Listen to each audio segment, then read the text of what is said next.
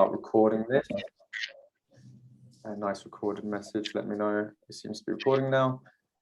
We'll just wait for a few more people to come on. Sam, your audio is a bit rough.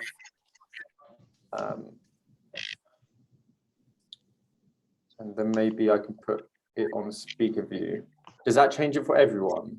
Or is it just for me now that I put it on speaker view? And does my audio come through well enough? I'd suggest that if everybody else turns their microphones off whilst you're speaking, it might just cut down on feedback and things. Yeah. And if someone from the team, maybe we can do a quick introduction for any of the other team members who are able to join us. If any of the other members of team can kind of check the chat, I'll try and keep an eye on it as well. But if I'm a bit preoccupied with other things, then please nudge me if there's any nice questions or anything going on in the chat that I need to be aware of. Sound is better now. Good. Thanks for that, Kate. So we will, in answer to your question, Claire, we will indeed record this and we'll send it out in an email soon. So thanks for that. Great. Okay, so it is 11 now. So we could get going. I don't know if there's any other questions or any issues that anyone's having before we get going. I believe to hear us, you've got to click something like join with audio when you join. I think that's a Zoom thing. So I don't know if there's a way around that, but hopefully people are able to hear us nicely. So if there's no issues or anything, we'll get started, I think. So yeah, so first of all, thank you everyone for joining what is an evening in the UK at 9 p.m. It's 11 p.m. for me in Bulgaria. I would show you the lovely mountains outside of this door, but it is a bit dark. And then we're joined by Arki in Australia, and Matt's in the UK as well. So I think Arki will tell you a bit later on, but it's very early right now, about 7 a.m. now? 6 a.m. for Arki. So, and hopefully we've got a lot of other people from around the world joining us as well. We've got a nice international project, and this will be recorded and sent to everyone, everyone else who can't make it today. But this is, it's a relatively informal thing, just to kind of, show everyone what's kind of been going on behind the scenes. We've been a bit quiet since the last crowdfunder, focusing on making the Android app, which we're pretty much done now. A bit more bugs and tweaks needs to be done, and I'll show you that just a few screens in a minute to you. So just to give a bit of an outline of what we're doing, we've got two of our awesome climate scientists, climate/environmental scientists on the call with us today, and they're the people really making sure that the information that we put in the app is correct and according to science, and that the numbers, the carbon footprint values and numbers we put in is as accurate as possible using the correct databases and scientific papers, etc. So this is a chance, and we've got some of the papers there in front of me. By the way, do I show right now on the screen, or is it someone? Does it follow the speaker at the moment? Because for me right now it's just showing Arki, but hopefully it's showing me. Yeah, so it's a chance for you to kind of understand a bit of the fundamentals of the project and get to meet some of the team and ask any questions, to do with the app or to do with the climate crisis in general. It's a big area, and we can find out some good information here. And feel free to ask whatever's on your head. We've got an hour here. So I'll just introduce the speakers now. So we're very lucky to have Matt and Arki. Dr. Matt Sawyer and Dr. Arki Matsek.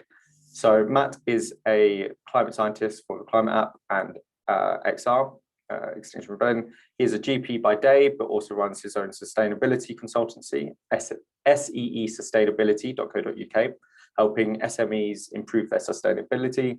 His current work includes carbon footprinting and carbon literacy for primary care and providing bespoke, practical and workable solutions to reduce carbon to net zero.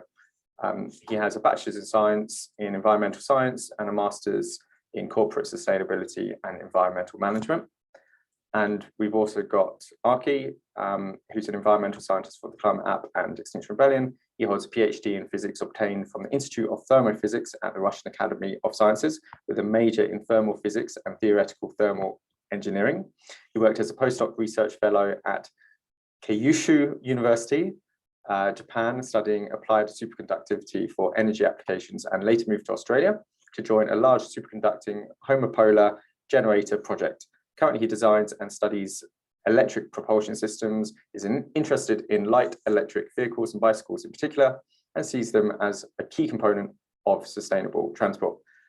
He's a very keen cyclist, hopefully, of which he can tell you a bit more later on. And we've also got a couple others from the team on the call. John, I don't know if you want to quickly unmute and say hi quickly.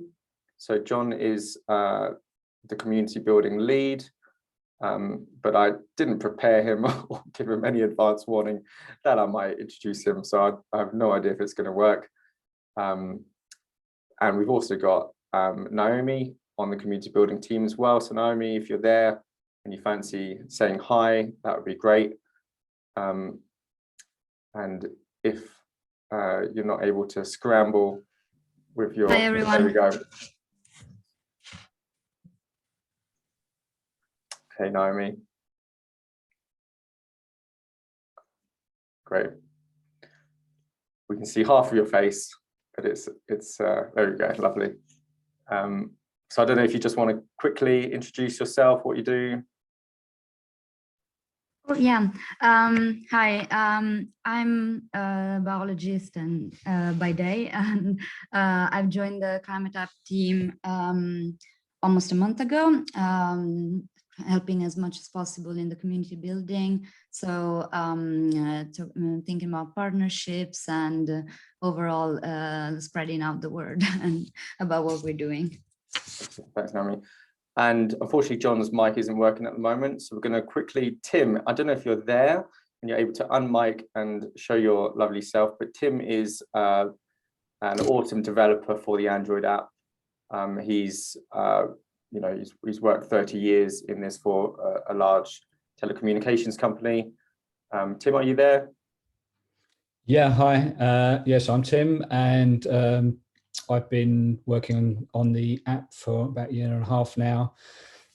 So I do the bit that takes the numbers that Matt and Arki and others come up with that follow the science and put them into the calculations so that the app will show accurate representation of the carbon cutting that people are doing.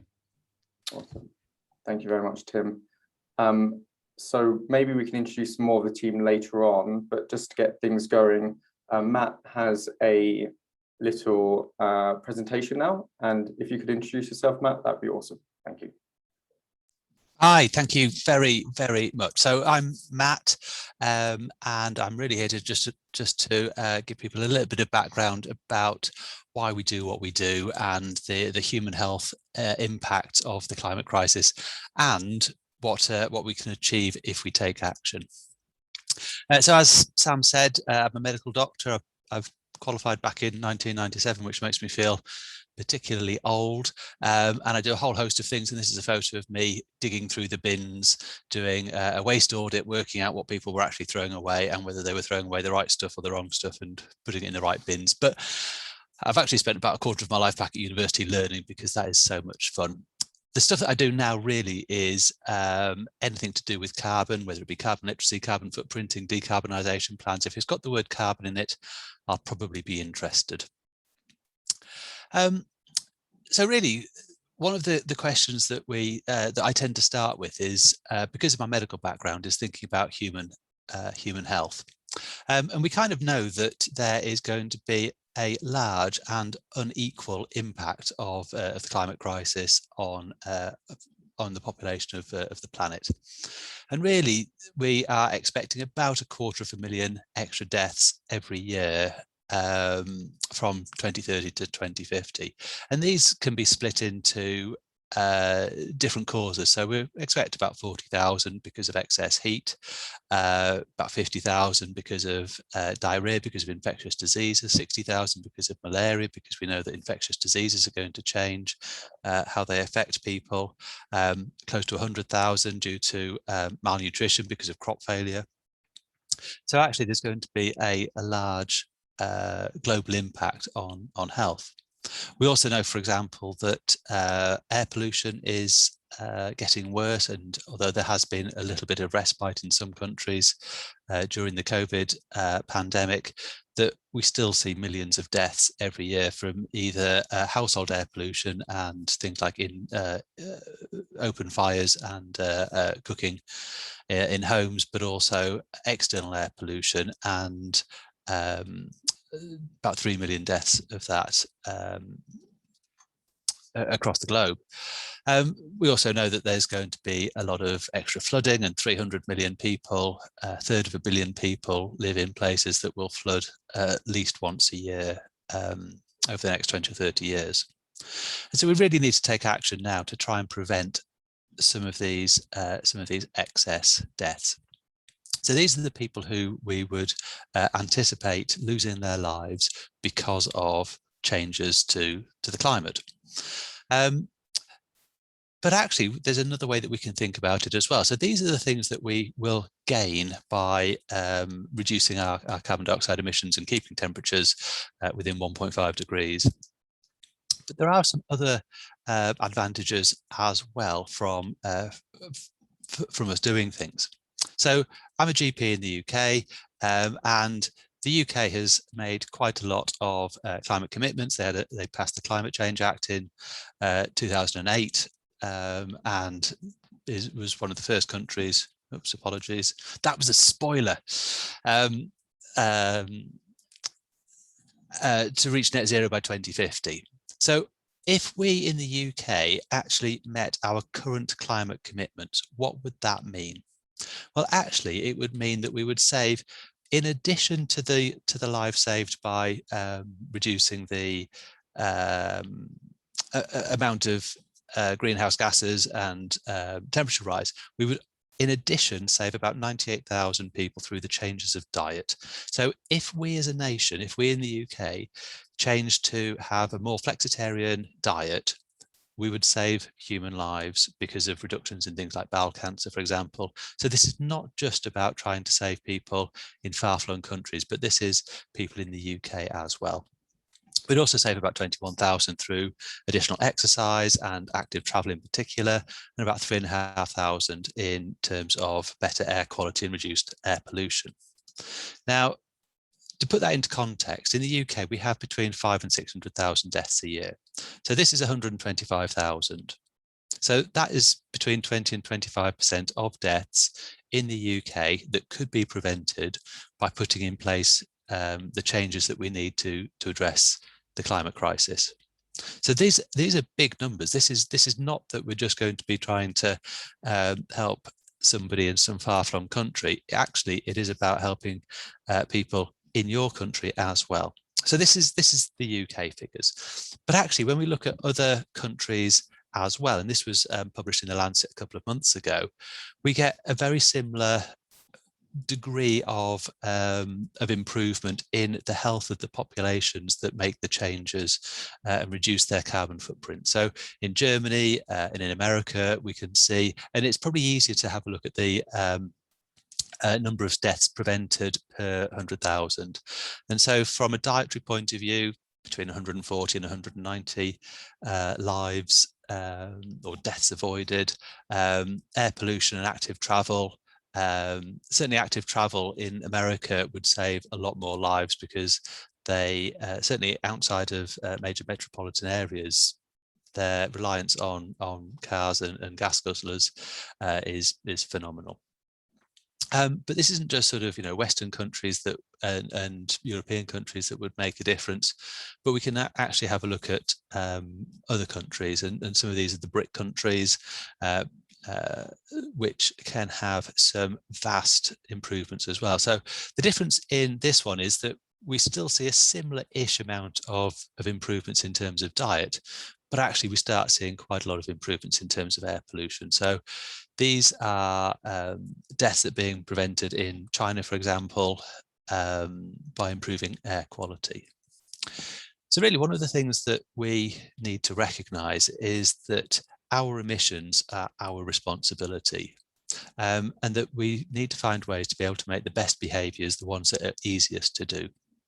And this, for me, is really where the climate app comes in, because it takes the various hotspots that we've just looked at, the diet, the dietary changes, the physical activity and the active travel, and the improvements in air quality.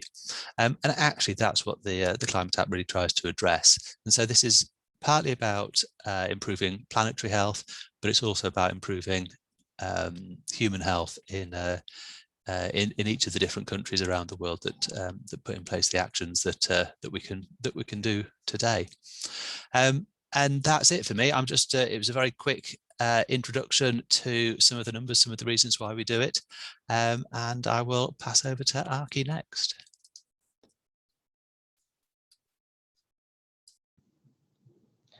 Yes, Matt, thank you very much. It was really interesting presentation.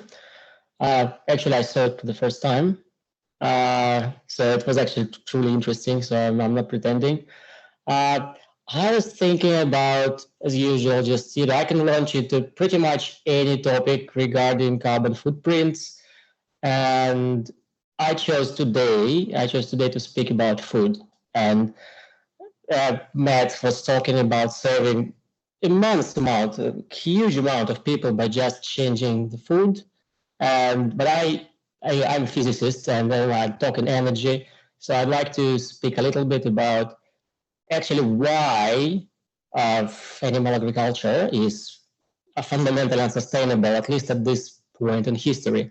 I currently leave ethical considerations, which are solid, like it's like the life of animal livestock, like farming livestock is dark. It's just, I wouldn't like to be a farming cow or a chicken, but I just keep it out of the equation. I'd like to speak a little bit about energy consumption and energy required to produce our food.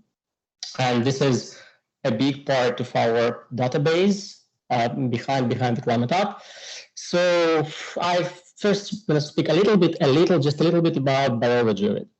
And the biology is basically the science of life on Earth.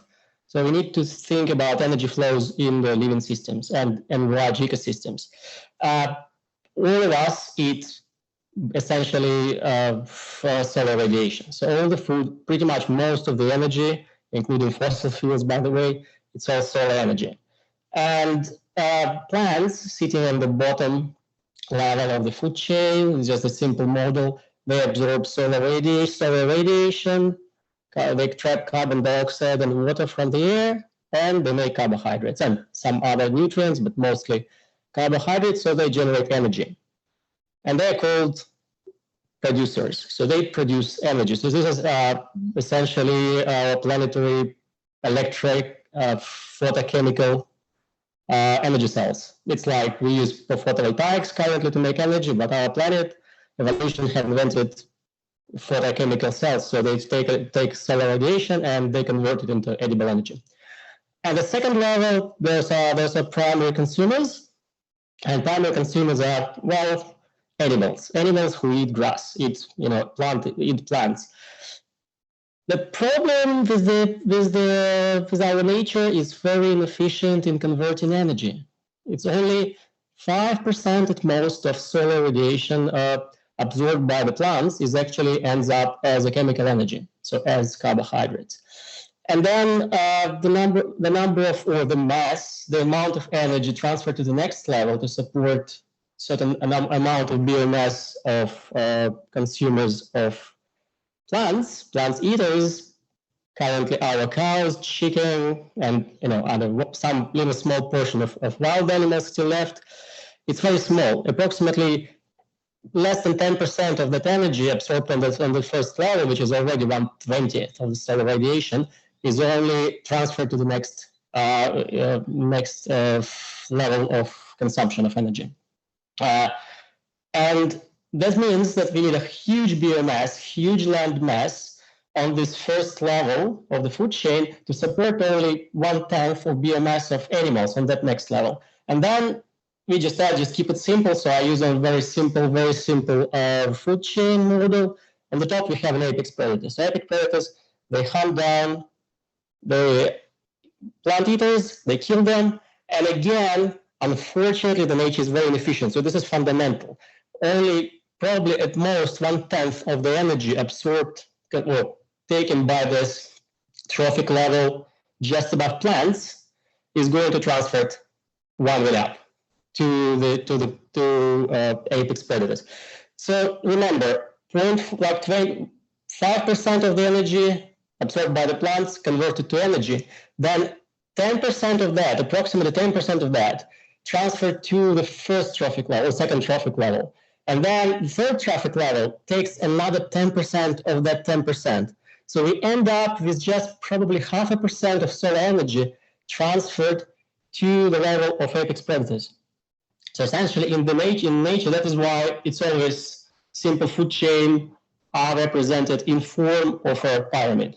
Because the higher we are sitting at the trophic levels, higher we're sitting, or like the highest level or highest floor we're sitting at, living at, the less biomass we can sustain, and at the same time, the more land mass and the more resources, the more energy we need to spend to provide for that really small number of apex predators on top.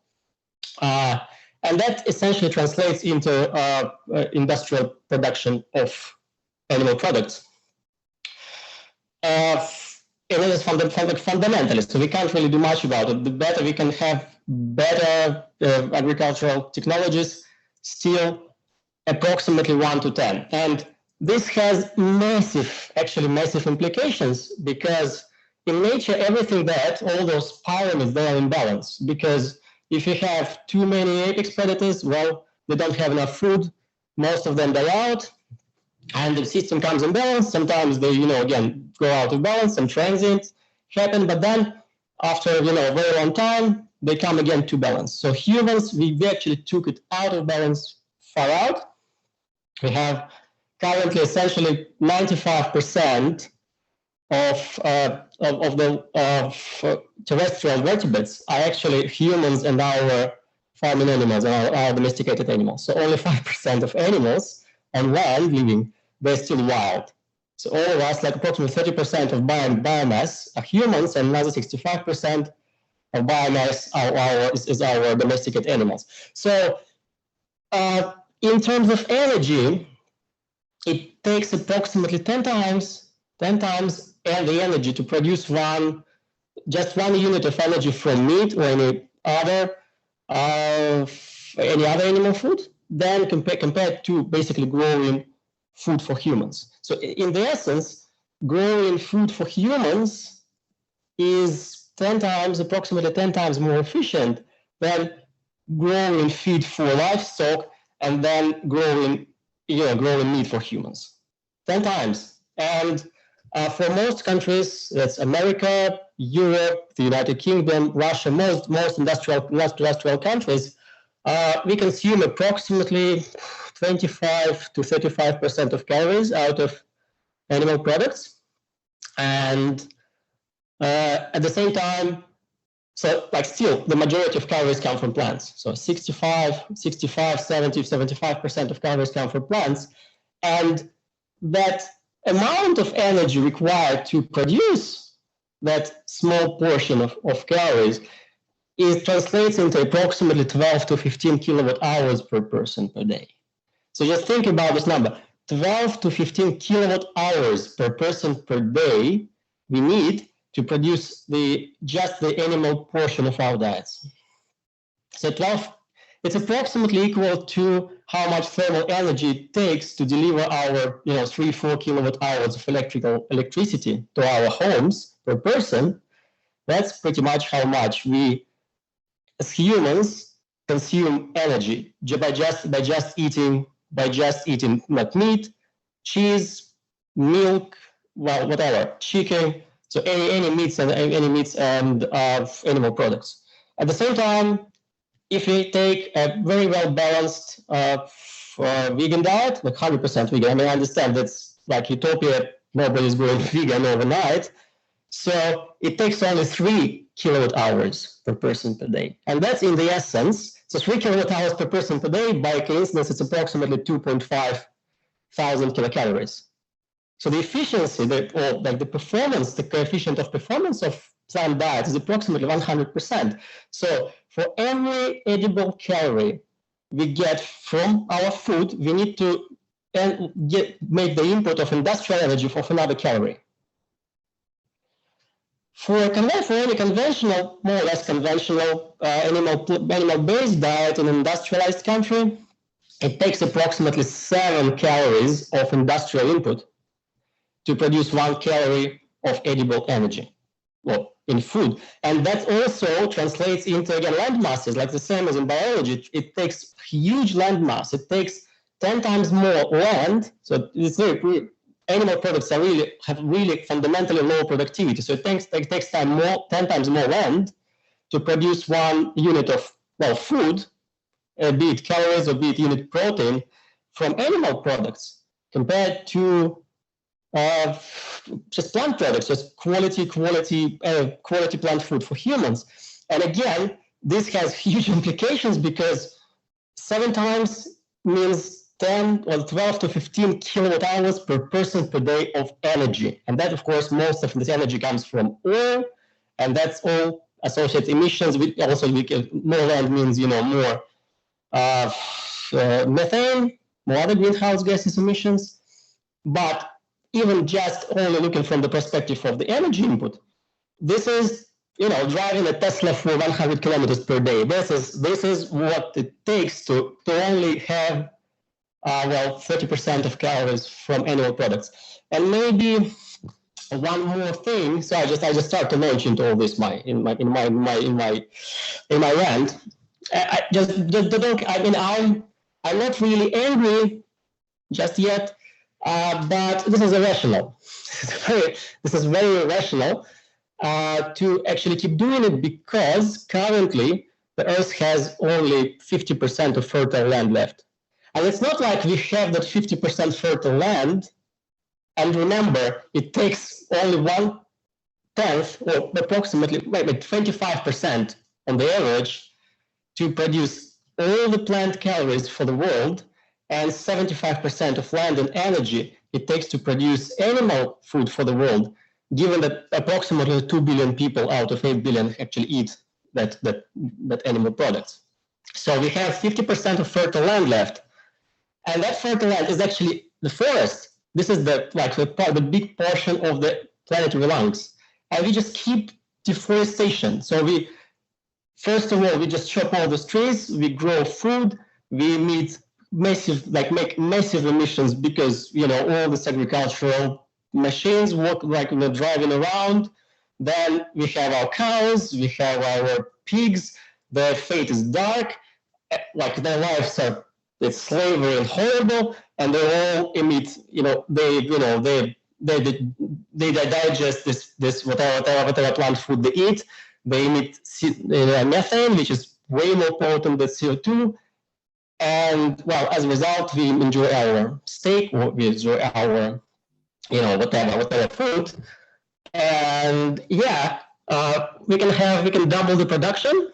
We kill all the forest, and still not everyone is getting their meat. And I think this is the definition of unsustainable and a sustainable way of doing things. Well, at the same time, we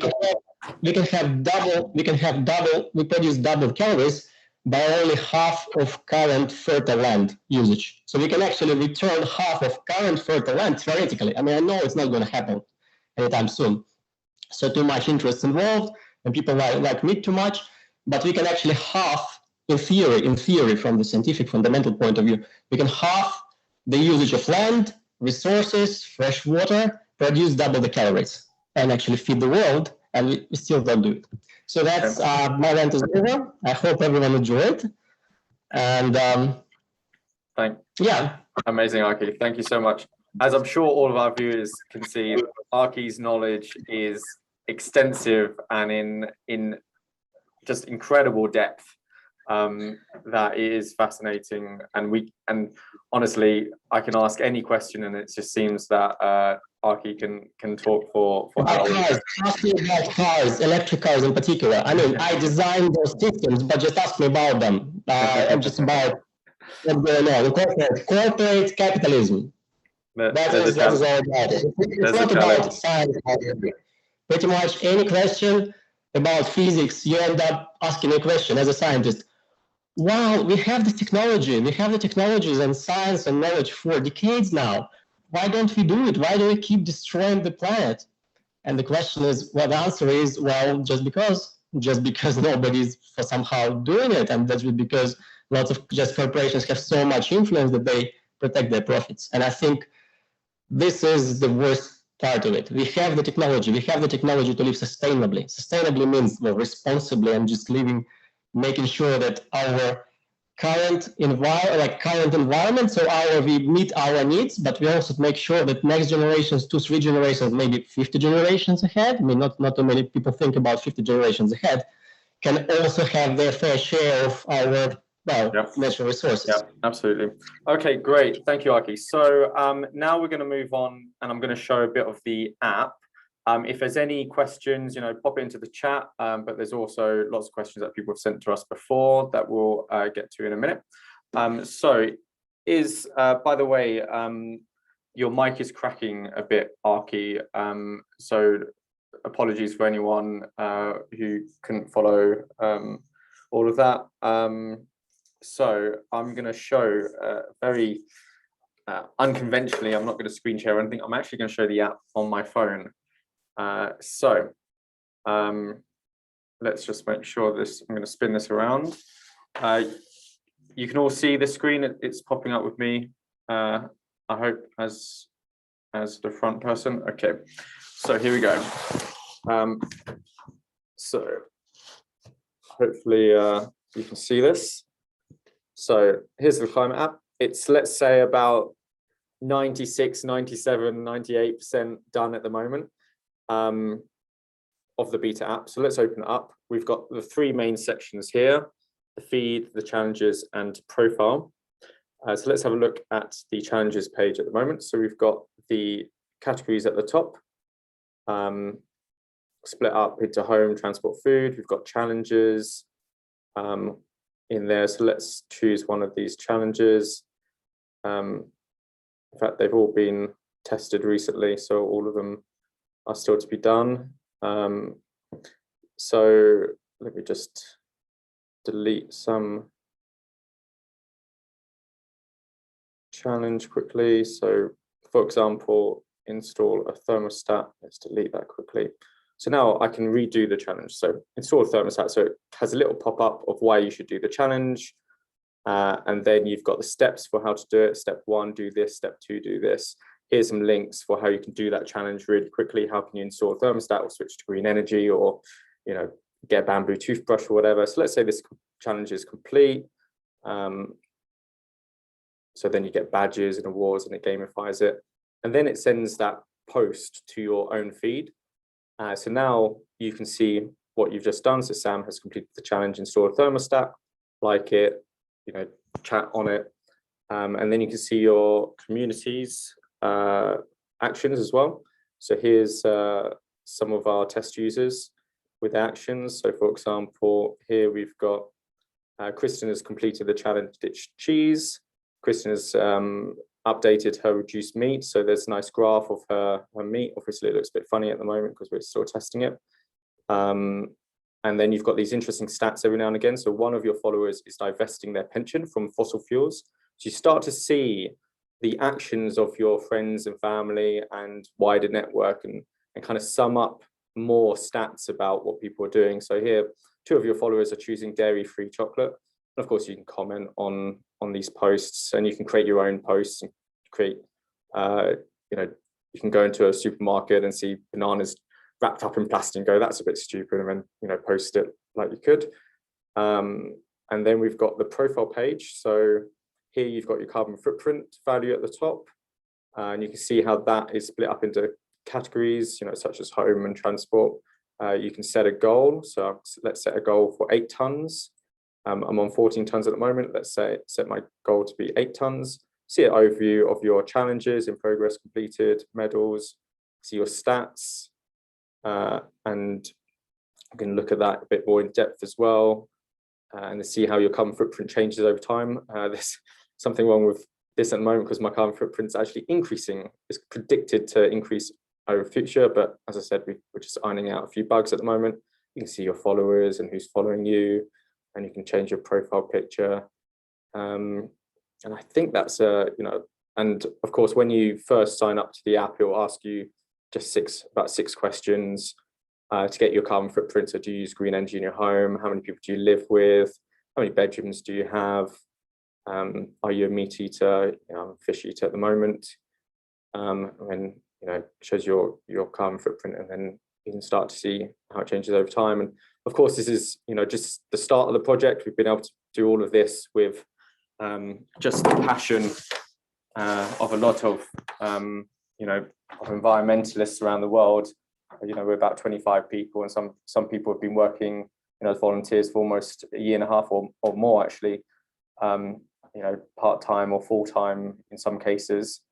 And we've been able to get to this stage, but there's a lot of plans for the future, and we're going to test it as much as possible and get the feedback from the community to really make sure that we develop what people want. One of the reasons why startups fail is they don't listen to their users, and they develop something else. So it's pretty exciting times. We're going to start testing it and to create larger test groups soon, and see how that get the feedback and see the next stage. I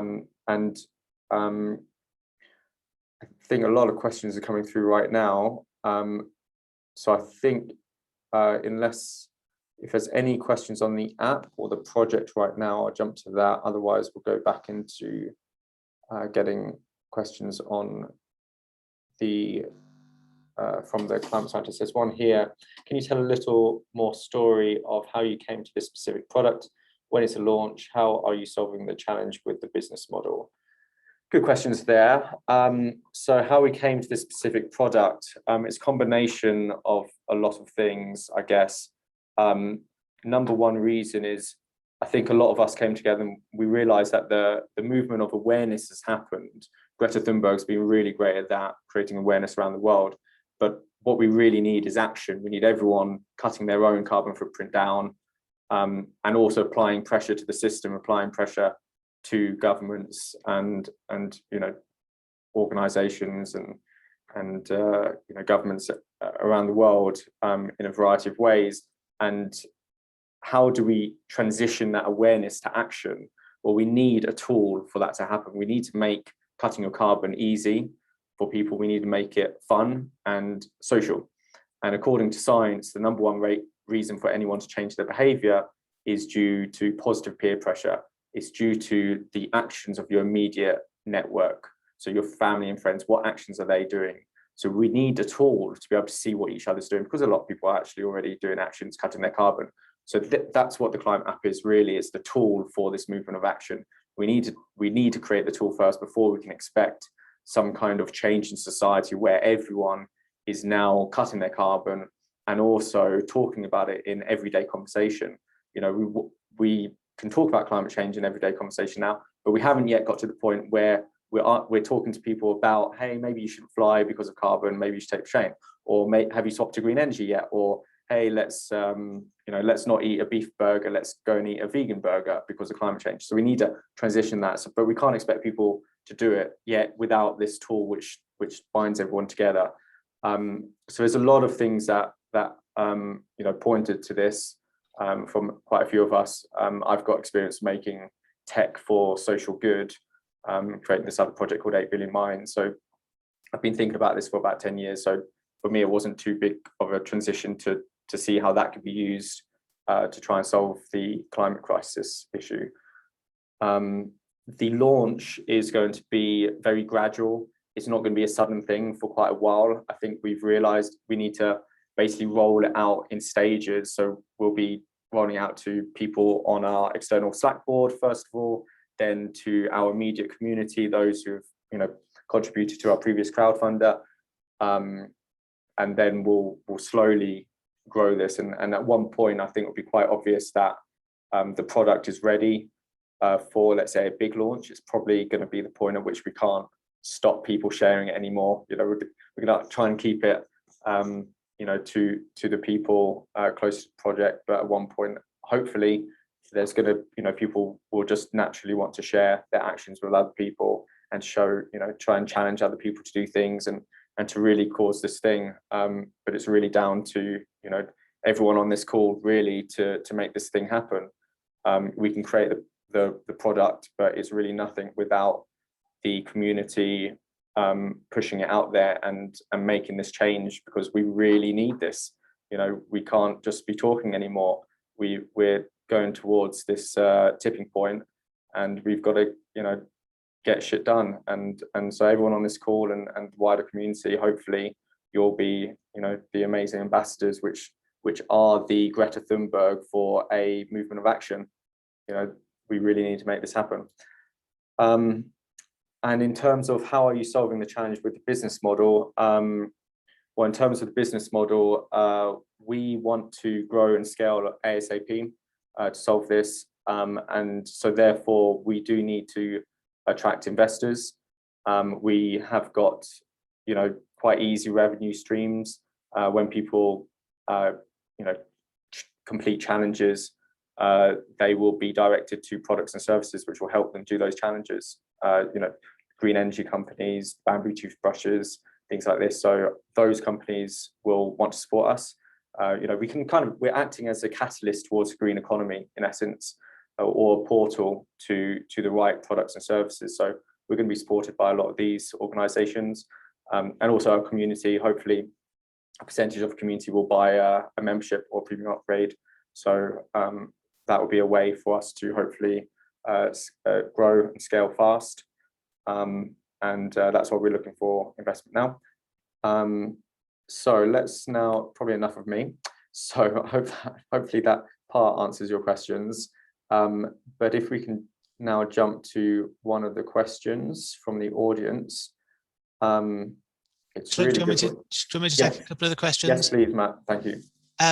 So yes, just to reiterate from Sam, there's a thing called social normative theory, which basically says we're more likely to do things if we see other people do things, both good and bad. So if you ever see 2 pieces of litter on the street, you are more likely to then add a 3rd piece because you think that's normal behavior. This is about reversing the bad behavior and saying, look at how many people are doing good stuff. So social normative theory is a really important driver for behavioral change. I think that most climate scientists and engineers know that we've got the tech already now today. We don't need to wait to do. It's not something that we have to wait another decade or 2 decades for. But married with the tech is the behavior change, and we have to get both of them right. So there was a question on about individual carbon cutting actions and how important they are.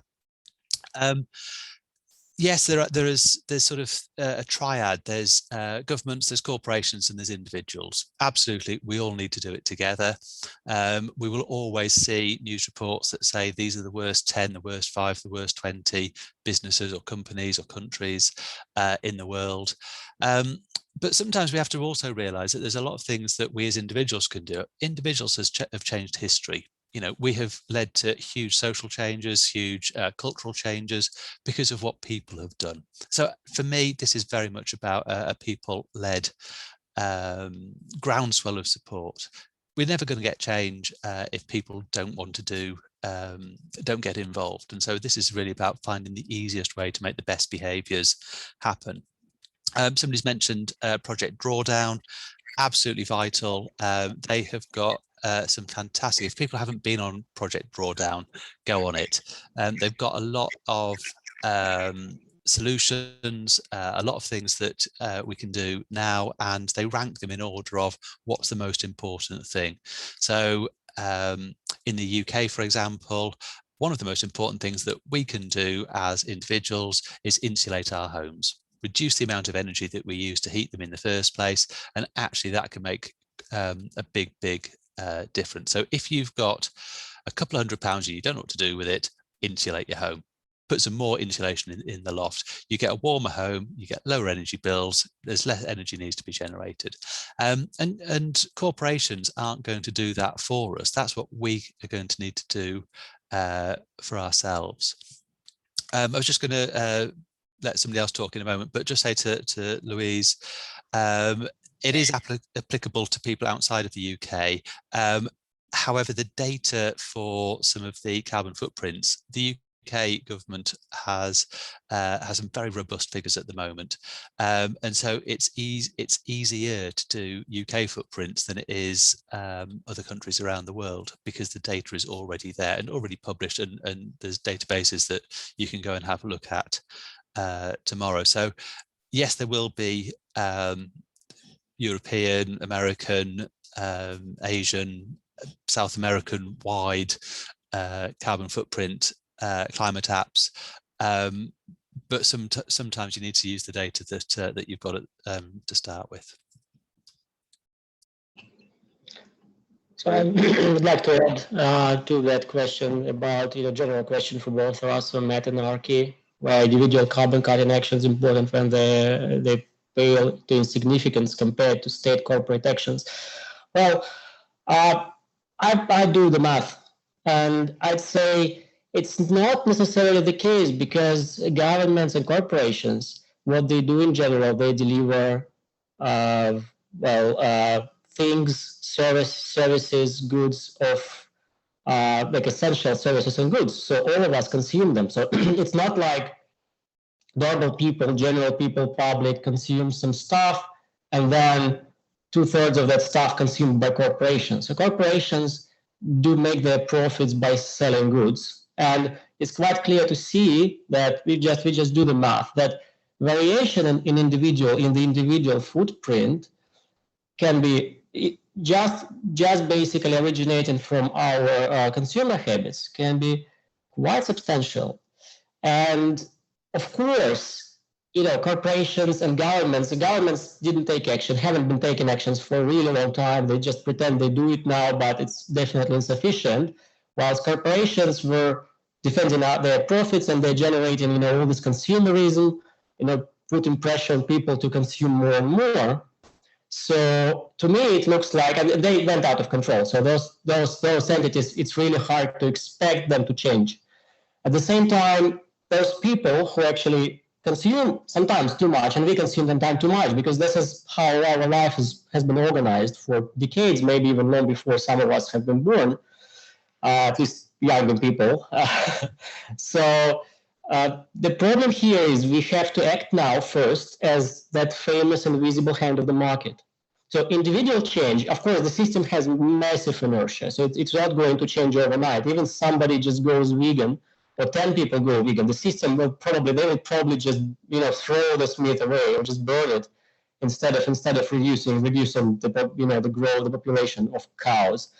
At the same time, if we get the movement grow at some point, if we have substantial, significant amounts, then corporations would have to react. At some point, they'll notice they're losing profits. At some point, the invisible hand of the market, we have to make it visible. We have to make it big, and we have to make it strong. And as for the governments, this is another thing. Again, we need to regain democratic control, because essentially, currently, people, even in democratic countries on paper, we're actually losing democratic control over corporations and essentially over our representatives. And I think when people start to try to change their own behavior, they start noticing lots of things that are actually entrenched in our culture, entrenched in our patterns of consumption, ensuring, again, really high profits for the stakeholders, for the interested parties. And then they start to think, yeah, okay, there's so many of us, we try to change, and every time we run into this kind of fundamental obstacles on the level of infrastructure, on the level of states, on the level of governments, and lots of times corporations actually try to privatize, attack the public space even. So that is, I think, the big part of it is we try to change our own personal behavior, but also this forms significant awareness of very significant awareness that we have to make sure first we definitely just send a loud message to corporations, just voting with our dollars, our pounds, our rubles, whatever currency we use locally. But also we start to think, okay, yeah, it's like enough is enough. We have to start pressuring our representatives, pressuring our politicians into correct action. Stop supporting governments, also stop supporting corporations, and start actually prioritizing human well-being and environmental well-being over just paper wealth. I think this is the most important thing I can say. From it's only like grassroots movement, so it starts from very little, and then you very quickly think that from an allowing witness or maybe even a partner in crimes, but like I would say a person from a general public would be in this situation, would be put in a position of an allowing witness. We actually move to a position of somebody who is actually participating in a democratic process and actually try to make things right. Awesome, thank you, Arki. So many questions come through. There's been quite a few on, sorry, this is to jump back to the topic of the app. We've had quite a few on the target audience, and is it going to be available outside of the UK? Yes, it will be. Initially, it's going to be UK centric in the sense that we're using the numbers from the UK government's database and the CCC database of carbon values, but it's actually not, compared to the work of creating this app, localizing it for additional countries and geographics is actually not too difficult. We just need a small team dedicated to these other areas, focus on getting the correct numbers and getting the right challenges and updating the content for those areas.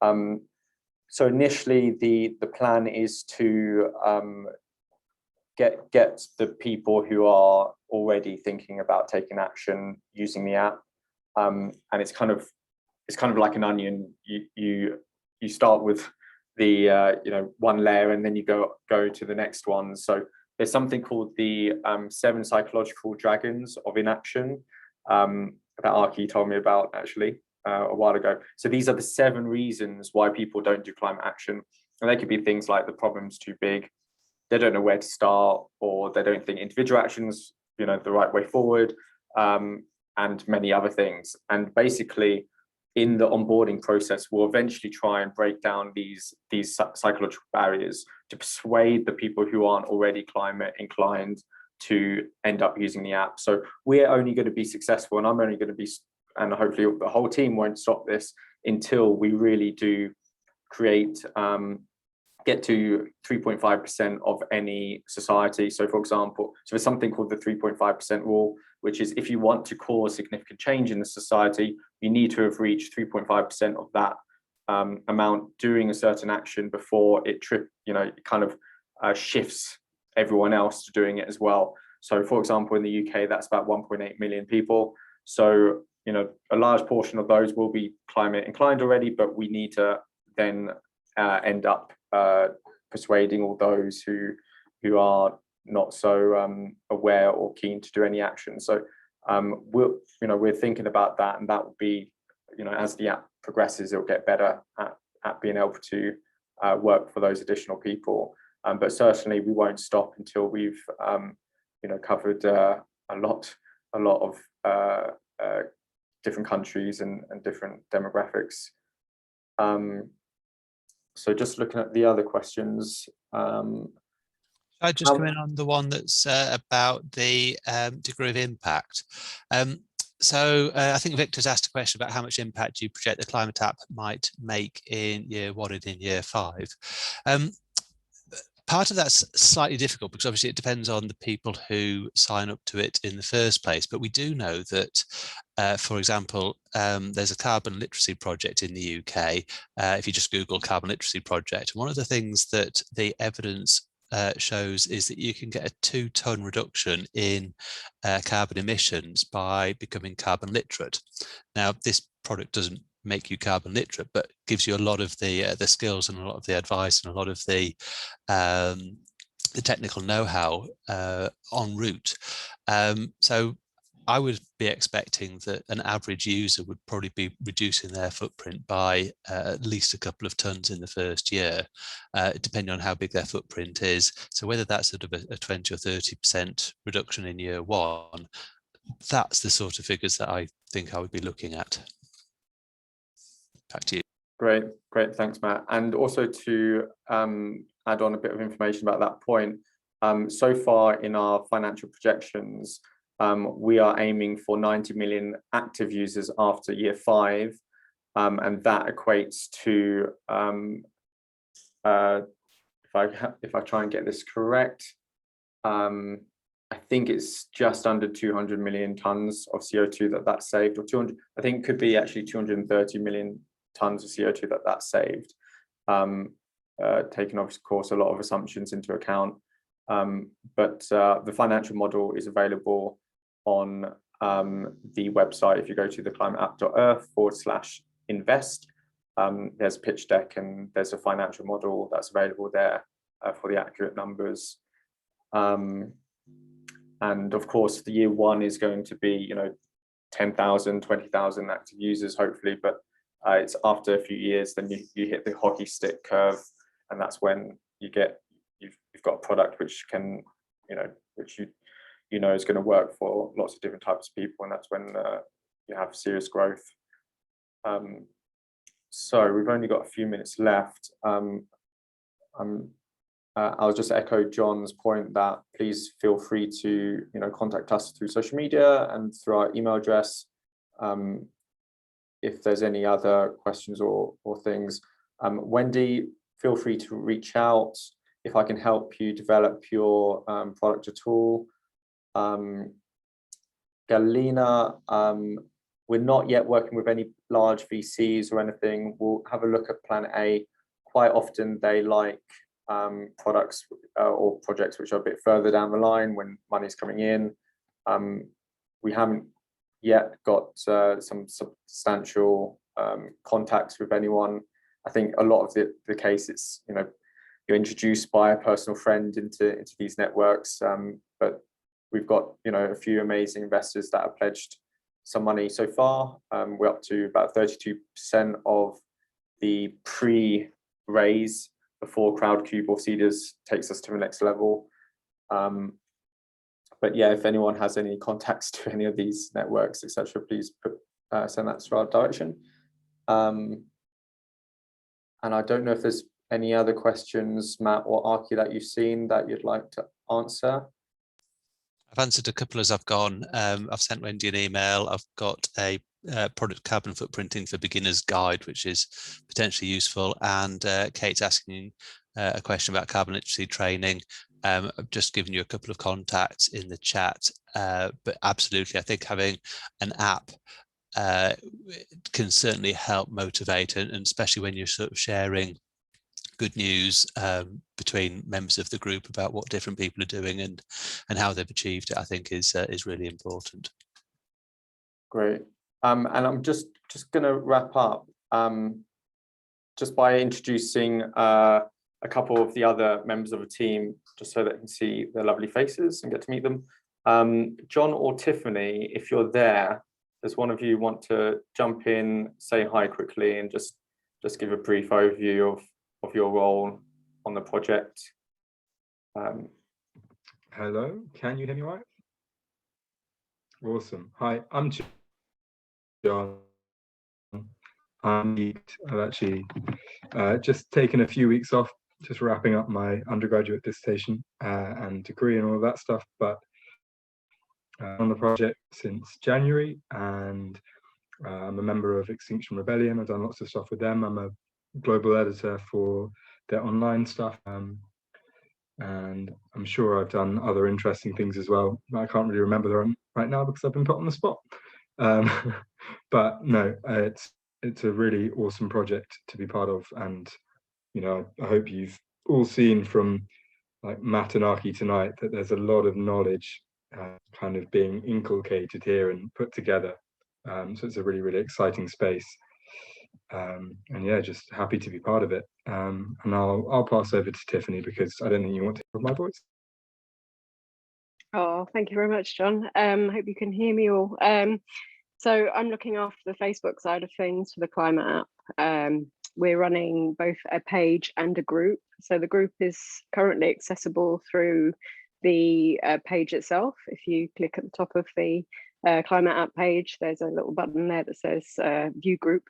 And if you go through that route there, you'll get into our private group at the moment where we're chatting about climate change. So that really is the space where everyone can interact, can ask questions to us or to each other about how we can really make a difference in making our own carbon cutting experience elevated going forward, and just to connect with each other. Because I think part of the way that we're going to beat climate change and actually put a halt on what's happening is by encouraging each other and by working together to make a difference. And as Sam mentioned earlier, it is positive peer pressure. So if everyone can get on there and chat to each other and reach out and join other networks and bring other people into the project, then that would be really, really handy. But yeah, as you can see, as John mentioned, our climate scientists are fantastic. They're very knowledgeable. So please do feel free to ask questions of them in the group or on the page, and let's try and get this app launched and cutting carbon. Awesome. Thank you so much, Tiffany. And yeah, and you know, unfortunately, we can't show everyone on the team. This is a very small amount of the awesome people on it, but we're very lucky that we can reach out to, you know, other climate scientists to put a stamp of approval on the numbers we're using. So we've been, you know, speaking to some great people recently, you know, backing it all up. And you know, some exciting things recently. Just a little one on the top of my head is that Jane Goodall now knows about the climate app through one of our amazing advisors. I'm just trying to see if there's any last questions that we can answer, but I think we've covered quite a lot, and you know, hopefully that has mostly made sense of where the project's at. You know, we're trying to find a few more amazing lead investors right now. So if anyone fancies being that, please do drop us a line. But we're hopefully going to be launching an equity crowdfund over the next couple of months, of which anyone can chip in. You know, even £10, and you know, the community owns the project and helps build it. And you know, this is really a community first thing here. You know, it's built for the community and will be owned by the community. And so, you know, thank you everyone for being on this call, for supporting us on the previous crowdfunder. And you know, hopefully you can get your hands on the app very soon. In answer to someone's question, we'll send the Slack helper group link out in the email. We'll have a link to this recording in an email which goes out. So please subscribe on the website if you want to be get that notification. So you can join the Slack helper group, and then in there's a channel called testers. And if you're in that, we basically ask people, you know, have you got a bit of time to test the app now? And so now we're going to start forming groups. And you know, we're always on the lookout for awesome people to help the project as well. So if you want to help in any way, you know, there's always plenty to do. We're rapidly expanding, and there's just not enough minutes in the day, certainly for me, to get on top of everything. So you know, we always need awesome people to be on it. So I think that's a wrap, unless there's anything last to say, Matt or Archie. No, just say thank you everyone for being here and asking all the questions. Thank you. Yeah, thank you everyone. Also, just tolerating my rants and just go into too into detail because I'm really passionate about it. So I just probably took too much time, but I hope everyone enjoyed because I already having feedback right now just in my LinkedIn. So looks like some people got really interested. So thank you again for showing up, and I hope we are going to probably organize something like this in I don't know when, probably in a few months' time. Yeah.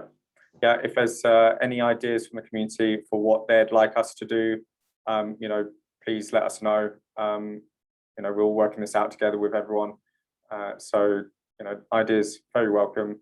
And I think with that, have a lovely evening, night, morning. If you're in Australia, thanks for joining us, waking up early, Arki, and now enjoy your cycle to work, your 1 hour cycle there and back every day. I love it that it does this.